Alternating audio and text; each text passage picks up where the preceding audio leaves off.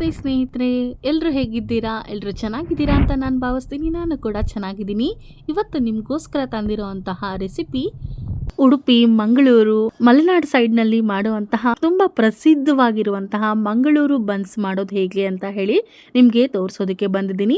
Mangaluru buns ಜೊತೆಲಿ ಕಾಯಿ ಚಟ್ನಿ ಮಾಡೋದು ಹೇಗೆ ಅಂತ ಹೇಳಿ ನಿಮಗೆ ತೋರಿಸೋದಕ್ಕೆ ಬಂದಿದ್ದೀನಿ. ನೋಡ್ತಾ ಇರ್ಬೋದು ಎಷ್ಟು ಸಾಫ್ಟ್ ಆಗಿ ತುಂಬ ರುಚಿಯಾಗಿ ಆಗುತ್ತೆ ಈ ಒಂದು ಮಂಗಳೂರು ಬನ್ಸು.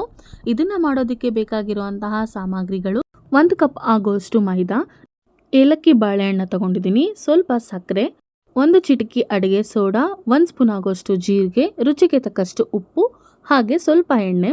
ಈಗ ಮಾಡೋ ವಿಧಾನ ಹೇಗೆ ಅಂತ ಹೇಳಿ ನೋಡೋಣ. ಮೊದಲನೇದಾಗಿ ನಾನಿಲ್ಲಿ ಒಂದು ಮಿಕ್ಸಿಂಗ್ ಬೌಲ್ನ ತಗೊಂಡಿದ್ದೀನಿ.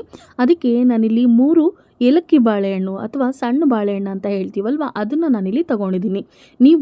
ನೀವು ಪಚ್ಚ ಬಾಳೆಹಣ್ಣ ತಗೊಳ್ತೀರಾ ಅಂತ ಹೇಳಿದ್ರೆ ಅದು ಒಂದೇ ಒಂದು ತಗೊಳ್ಬಹುದು. ಉದ್ದ ಬಾಳೆಹಣ್ಣು ಇರುತ್ತಲ್ಲ ಅದನ್ನು ತಗೊಳ್ಬಹುದು. ನಾನಿಲ್ಲಿ ಚಿಕ್ಕ ಬಾಳೆಹಣ್ಣ ತಗೊಂಡಿರೋದ್ರಿಂದ ನಾನು 3ನ ತಗೊಂಡಿದ್ದೀನಿ. ನೀವು ಕ್ವಾಂಟಿಟಿನ ನೋಡಿಕೊಂಡು ಹೆಚ್ಚು ಕಮ್ಮಿ ಮಾಡ್ಕೊಳ್ಬಹುದು.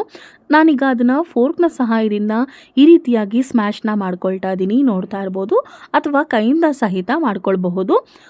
ನೋಡಿ, ನಾನೀಗ ತುಂಬ ನೀಟಾಗಿ ಸ್ಮ್ಯಾಶ್ನ ಮಾಡ್ಕೊಂಡ ನಂತರ ನಾನಿಲ್ಲಿ 2 ಸ್ಪೂನ್ ಆಗೋಷ್ಟು ಸಕ್ಕರೆನ ಹಾಕ್ಕೊಳ್ತಾ ಇದ್ದೀನಿ, 1 ಸ್ಪೂನ್ ಆಗೋಷ್ಟು ಜೀರಿಗೆ, ನೋಡಿ 1 ಚಿಟಿಕೆ ಆಗೋಷ್ಟು ಅಡುಗೆ ಸೋಡಾ, ಹಾಗೆ ರುಚಿಗೆ ತಕ್ಕಷ್ಟು ನೋಡಿಕೊಂಡು ನಾವಿಲ್ಲಿ ಉಪ್ಪನ್ನು ಹಾಕ್ಕೊಳ್ತಾ ಇದ್ದೀವಿ. ನೋಡ್ತಾ ಇರ್ಬೋದು. ಈಗ ಎಲ್ಲನೂ ಹಾಕಿದ ನಂತರ ಮೇನ್ ಇಂಗ್ರೀಡಿಯೆಂಟ್ಸ್ ಆಗಿರುವಂತಹ ಮೈದಾನ ಹಾಕ್ಕೊಳ್ಬೇಕಾಗತ್ತೆ. ಈ ಒಂದು ಮಂಗಳೂರು ಬನ್ಸ್ ಮಾಡೋದಕ್ಕೆ ಮೈದಾದಲ್ಲಿ ಮಾಡಬೇಕಾಗತ್ತೆ, ಮತ್ತು ಇದೇ ಒಂದು ಮೇನ್ ಇಂಗ್ರೀಡಿಯೆಂಟ್ಸ್ ಆಗಿರುತ್ತೆ. ಈಗ ಎಲ್ಲನೂ ಸಹಿತ ಕೈನ ಸಹಾಯದಿಂದ ಮಿಕ್ಸ್ ಮಾಡ್ಕೊಳ್ತಾ ಇದ್ದೀನಿ.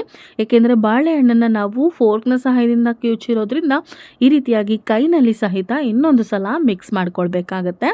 ನೋಡ್ತಾ ಇರ್ಬೋದು. ಈಗ ನಾನು ಮಿಕ್ಸ್ ಮಾಡ್ಕೊಂಡಿದ ನಂತರ ಸ್ವಲ್ಪನೇ ನೋಡಿಕೊಂಡು ನಾನು ನೀರನ್ನು ಹಾಕ್ಕೊಂಡು ಹಿಟ್ಟನ್ನು ಕಲಿಸ್ಕೊಳ್ತೀನಿ. ನೋಡ್ತಾ ಇರಬಹುದು ಎಷ್ಟು ತೆಳುವಾಗಿ ಕಲಿಸ್ತೀವಿ ಇದನ್ನು ಅಂತ ಹೇಳಿದ್ರೆ, ಪೂರ್ತಿ ನಾವು ಪೂರಿಗೆ ಕಲಿಸ್ತೀವಲ್ವ ಅದಕ್ಕಿಂತ 1 ಪಟ್ಟು ಆಗೋಷ್ಟು ಹೆಚ್ಚಾಗಿ ನಾವು ಕಲಿಸ್ಬೇಕಾಗತ್ತೆ. ಅಂದರೆ ತೀರಾ ನಾವು ಚಪಾತಿಗೆ ಕಲಿಸ್ತೀವಲ್ಲ ಆ ರೀತಿಯಾಗಿ ಗಟ್ಟಿಯಾಗೂ ಕಲಿಸ್ಬಾರ್ದು, ಮತ್ತು ಪೂರಿಗೆ ಕಲಿಸ್ತೀವಲ್ವ ಆ ರೀತಿಯಾಗೂ ಕಲಿಸ್ಬಾರ್ದು. ಸ್ವಲ್ಪ ಮಾತ್ರನೇ ಸಾಫ್ಟಾಗಿ ಇದನ್ನು ಕಲಿಸ್ಬೇಕಾಗತ್ತೆ. ನೋಡ್ತಾ ಇರ್ಬೋದು. ನಾನೀಗ ಚೆನ್ನಾಗಿ ನಾದಿ ಕಲಿಸಿದ್ದೀನಿ. ಇದಕ್ಕೆ ನಾನು 1 ಸ್ಪೂನ್ ಆಗೋಷ್ಟು ಎಣ್ಣೆನ ಹಾಕಿ ಈ ರೀತಿಯಾಗಿ ಸವರಿ ನಾನು ರೆಸ್ಟ್ ಮಾಡೋದಕ್ಕೆ ಬಿಡ್ತೀನಿ. ನಾನು ರಾತ್ರಿ ಕಲಸಿ ಇಡ್ತಾ ಇದ್ದೀನಿ, ಹಾಗಾಗಿ ನಾನು ಬೆಳಿಗ್ಗೆ ಇದನ್ನು ನಾನು ಮಾಡ್ತೀನಿ. ನೀವು ಟೈಮ್ ಇಲ್ಲ ಅಂತ ಹೇಳಿದ್ರೆ 4ರಿಂದ 5 ಗಂಟೆಗಳ ಕಾಲ ಬಿಟ್ಟರೆ ನಡೆಯುತ್ತೆ. ಟೈಮ್ ಇರುತ್ತೆ ಅಂತ ಅಂದರೆ 7ರಿಂದ 8 ಗಂಟೆಗಳ ಕಾಲ ಬಿಟ್ಟರೂ ತುಂಬ ಚೆನ್ನಾಗಿ ಆಗುತ್ತೆ ಈ ಒಂದು ಮಂಗಳೂರು ಬನ್ಸ್. ನೋಡಿ, ನಾನೀಗ ಮುಚ್ಚಿ ಇಡ್ತಾ ಇದ್ದೀನಿ. ಈಗ ನಾನು ರಾತ್ರಿ ನೆನೆಸಿಟ್ಟಿದ್ದೆ, ಈಗ ಬೆಳಿಗ್ಗೆ ನಾನು ನಿಮಗೆ ತೋರಿಸ್ತಾ ಇದ್ದೀನಿ. ನೋಡಿ ಎಷ್ಟು ಚೆನ್ನಾಗಿ ಹಿಟ್ಟು ಫರ್ಮೆಂಟೇಷನ್ ಆಗಿದೆ. ಈಗ ಇದನ್ನು ಇನ್ನೊಂದು ಸಲ ಚೆನ್ನಾಗಿ ನಾದಿಕೊಂಡು ನಾನು ಉಂಡೆಗಳನ್ನಾಗಿ ಮಾಡ್ಕೊಳ್ತೀನಿ. ನಿಮಗೆ ಯಾವ ಒಂದು ಸೈಜ್ನಲ್ಲಿ ಬೇಕೋ ಆ ಒಂದು ಸೈಜ್ನಲ್ಲಿ ನೀವು ಬನ್ಸ್ನ ಮಾಡ್ತಿರಲ್ಲ ಅದಕ್ಕೆ ತಕ್ಕಂಗೆ ನೋಡಿಕೊಂಡು ಉಂಡೆಗಳನ್ನಾಗಿ ನಾವು ಮಾಡ್ಕೊಳ್ಬೇಕಾಗತ್ತೆ. ನೋಡಿ, ನಾನಿಲ್ಲಿ ಮಾಮೂಲಿ ಪೂರಿಗಿಂತ ಒಂದು ಸೈಜು ಒಂದು ರೌಂಡ್ ಆಗೋಷ್ಟು ಮಾತ್ರನೇ ಸ್ವಲ್ಪ ದೊಡ್ಡದಾಗಿ ತೊಗೊಂಡಿದ್ದೀನಿ. ನೋಡ್ತಾ ಇರ್ಬೋದು. ಈಗ ನಾನು ಈ ರೀತಿಯಾಗಿ ಉಂಡೆಗಳನ್ನ ಮಾಡಿಟ್ಕೊಂಡು ಈ ರೀತಿಯಾಗಿ ಬಂಡೆ ಮೇಲೇ ನಾನು ಮೈದಾ ಹಿಟ್ಟನ್ನ ಹಾಕ್ಕೊಂಡು ಈ ರೀತಿಯಾಗಿ ಲಟ್ಟಿಸ್ಕೊಳ್ತಾ ಇದ್ದೀನಿ ಲಟ್ಟಣಿಗೆಯಿಂದ. ನೋಡ್ತಾ ಇರ್ಬೋದು. ನಿಮಗೆ ಯಾವ ಒಂದು ಸೈಜ್ನಲ್ಲಿ ಬೇಕೋ ಆ ಒಂದು ಸೈಜ್ನಲ್ಲಿ ನೀವು ಲಟ್ಟಿಸ್ಕೊಳ್ಬಹುದು. ನೋಡ್ತಾ ಇರ್ಬೋದು. ನಾವು ಪೂರಿಗೆ ಯಾವ ರೀತಿ ಲಟ್ಟಿಸ್ತೀವೋ ಅದೇ ರೀತಿಯಾಗಿ ನಾನಿಲ್ಲಿ ಲಟ್ಟಿಸ್ಕೊಳ್ತಾ ಇದ್ದೀನಿ. ಈಗಾಗಲೇ ನಾನು ಪೂರಿ ರೆಸಿಪಿನ ಉಬ್ಬಿ ಬರೋ ರೀತಿಯಲ್ಲಿ ಪೂರಿ ಹೇಗೆ ಮಾಡೋದು ಅಂತ ಹೇಳಿ ವಿಡಿಯೋ ಮಾಡಿ ಹಾಕಿದ್ದೀನಿ. ಯಾರೆಲ್ಲ ನೋಡಿಲ್ಲ ಖಂಡಿತ ಡಿಸ್ಕ್ರಿಪ್ಷನಲ್ಲಿ ಲಿಂಕ್ ಹಾಕಿರ್ತೀನಿ, ತಪ್ಪದೆ ಹೋಗಿ ನೋಡಿ. ನೋಡ್ತಾ ಇರ್ಬೋದು. ಈಗ ನಾನು ಈ ರೀತಿಯಾಗಿ ಒಂದು ಆಕಾರದಲ್ಲಿ ನಾನು ಲಟ್ಟಿಸ್ಕೊಂಡು ಇಟ್ಕೊಂಡಿದ್ದೀನಿ. ಇದೇ ರೀತಿಯಾಗಿ ನಾನು ಇನ್ನೊಂದನ್ನು ಸಹಿತ ಲಟ್ಟಿಸ್ಕೊಳ್ತೀನಿ. ನೋಡ್ತಾ ಇರಬಹುದು.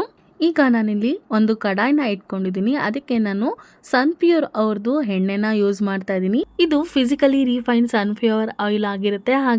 ಹಾಗೆ ರಿಚ್ ವಿಟಮಿನ್ ಇರುತ್ತೆ, A and D ಎಲ್ಲ. ಹಾಗಾಗಿ ಈ ಒಂದು ಎಣ್ಣೆನ ನಾವು ಬಳಸ್ತೀವಿ. ಈಗ ನಾನಿಲ್ಲಿ ಒಂದು ಕಡಾಯಿಗೆ ಹಾಕೊಂಡಿದ್ದೀನಿ ಎಣ್ಣೆ ಕಾದ ನಂತರ ಒಂದೊಂದನ್ನೇ ಹಾಕೊಂಡು ಈ ರೀತಿಯಾಗಿ 2 ಸೈಡು ರೋಸ್ಟ್ನ ಮಾಡ್ಕೊಳ್ಬೇಕಾಗತ್ತೆ. ನೋಡ್ತಾ ಇರ್ಬೋದು. ನಾವು ಪೂರಿನ ಹೇಗೆ ಕರಿತೀವಿ ಎಣ್ಣೆಯಲ್ಲಿ ಆ ರೀತಿಯಾಗಿ ಕಲರ್ ಬಂದರೆ ಸಾಕಾಗಲ್ಲ. ಬನ್ಸು ಸ್ವಲ್ಪ ಗೋಲ್ಡನ್ ಕಲರ್ ಆಗಬೇಕು.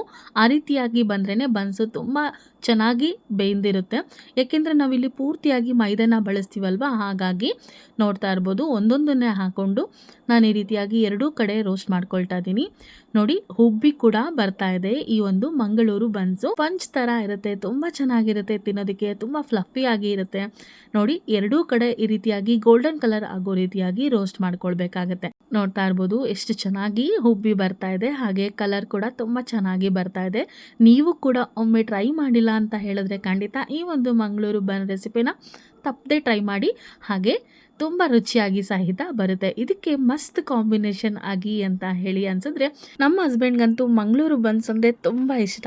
ಅವರು ಮಂಗಳೂರು ಬನ್ಸ್ನ ಮನೆಯಲ್ಲಿ ಯಾಕೆ ನೀನು ಟ್ರೈ ಮಾಡಬಾರ್ದು ಅಂತ ಹೇಳಿದ್ರು. ಸೊ ಅವ್ರು ಹೇಳಿದ್ರಲ್ಲ ಅಂತ ಹೇಳಿ ಅವ್ರಿಗೆ ಇಷ್ಟ ಅಂತ ಹೇಳಿ ಇದನ್ನು ನಾನು ಟ್ರೈ ಮಾಡಿದೆ ಇವತ್ತು. ನೋಡ್ತಾ ಇರ್ಬೋದು ನಾನು ಸಹಿತ ಇದನ್ನು ಮೊದಲನೇ ಸಲ ಟ್ರೈ ಮಾಡ್ತಾ ಇದ್ದೀನಿ.